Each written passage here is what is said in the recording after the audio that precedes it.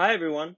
This is the second video out of a three-part mini-series on blockchain and trade finance during COVID-19, brought to you by Singapore Computer Society's Blockchain Special Interest Group. Next up, we have Zheng, who is the CEO of Accredify. Zheng will provide his perspective on this situation, as well as insights on how his startup is leveraging on blockchain technology during these unprecedented COVID times. Hello everyone, my name is Zheng, CEO of Accredify, a digital credentials issuance system that uses the blockchain for instant verification and authentication. I'm also a committee member of the Singapore Computer Society Blockchain Chapter.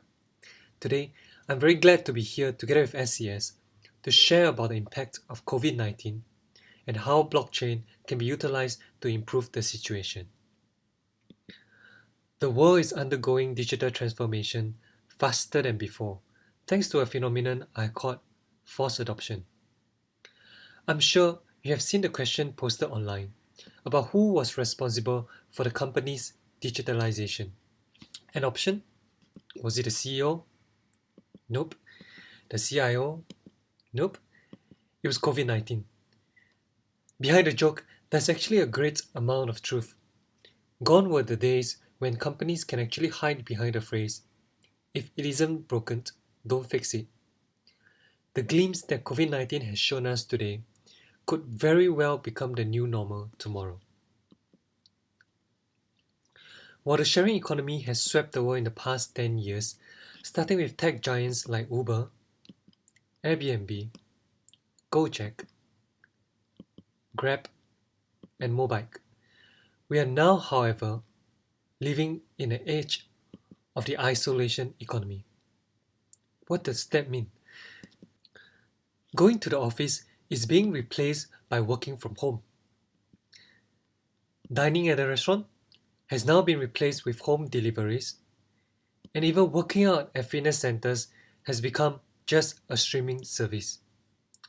Organizations alike are forced to undergo digital transformation as a survival mechanism rather than just a buzzword championed by that one or two guys in the company. Digitalization may be crucial, but I believe that the world will not stop there. Decentralization of processes using distributed ledger technology, such as the blockchain, will find its way into many industries. For more than a decade, the blockchain has been largely viewed as a good to have instead of a need to have. But we are seeing that change. I'm going to share two examples today. Firstly, the process of authenticating academic credentials is archaic at best. It often involves an employer calling the school to have the administrator then dig into the archives of certificates just to match it with that of the students. Schools may take anywhere between minutes to hours depending on their level of digitalization. If you were to multiply that with thousands of requests that they receive every month, we are talking about hundreds of man hours wasted just like that. While impractical in the past, it has now become almost impossible. Data sitting on premise is no longer accessible to the administrators whom are working from home, not to mention the hard copy records shelved in the office storeroom. With the use of blockchain, we secure the fingerprint of these certificates across 7,000 over computers worldwide, and then tap into these computers again later on during the verification process. This eliminates a single source of failure, ensures a reliable uptime, and provides a strong level of assurance on the data integrity. The second example. As you know, I'm doing this video recording from my home as Singapore is currently under a community circuit breaker which limits our access outside to essential activities only. While this has created significant disruptions to daily lives, it is also a crucial measure to flatten the curve and ensure social distancing. However, when will we actually know that it's safe to resume normal activities? And why should individuals whom have developed the necessary antibodies be forced to stay at home?